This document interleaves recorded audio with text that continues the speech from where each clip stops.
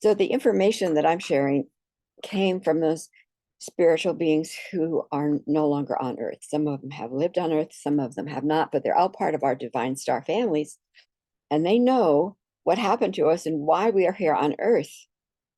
So they tell the story of the capture of those outsiders, which I call the dominator agendas, outsiders, the invasion, the deceptions that caused us to invite them into our space to help us, we thought, to help expand our adventure. And indeed, they weren't there to expand our adventure for us. They were there to take our energy to feed them. They needed food, fuel, because it wasn't in their agenda to do it on their own. So parasitic by nature, we are the hosts, and we were the hosts in those galactic worlds. It's like we wore a software program chip that would tell us what to do, monitor where we were, and how do we save the lives of our collective star families when we are the slaves. And that was the problem. So we came together, and there are 7 different galactic families who had come together as a collaborative collective to say, can we work together? Maybe we can work together to come up with an idea. So our star families created the plan, found Gaia Earth. She was already in the galactic worlds. She was in the Milky Way. We wanted a place where energy, all energy, could slow down and become so slow and solid that it could be identified and it could be captured. Because outsiders are very deceptive and they slippery, and we needed a more physical planet.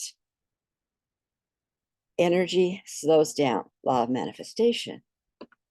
But we needed a way for us to have the authority voice to say to these masters, we're moving on, and we're moving you over to another region of the galaxy.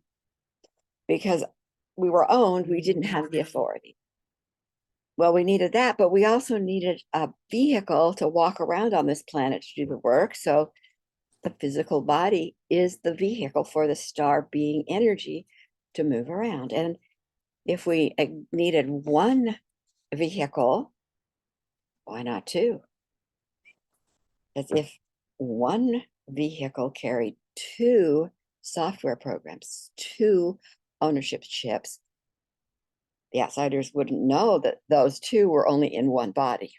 It would appear to them as 2, which would leave a soul who is able to move that software program into the bodysuit of another.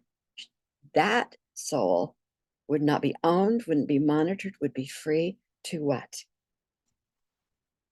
Discern where there was energy of the outsiders, but more importantly, to call in the help of beings who had committed to help us, to say, that seems to be, at least in fact, affected with outsider energy.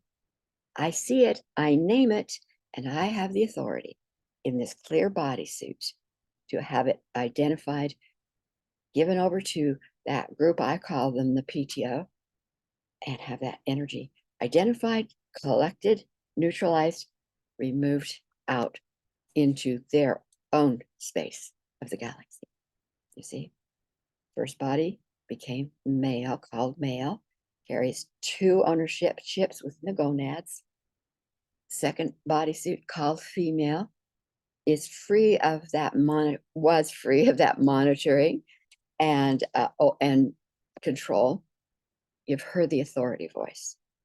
2 bodysuits. Male's purpose was to keep the outsiders at bay. Second bodysuit, name the outsiders whenever she discerned them, and have the authority to call in help to have it contained, pulled together, unplugged, move back to their space. There's different stories, you see.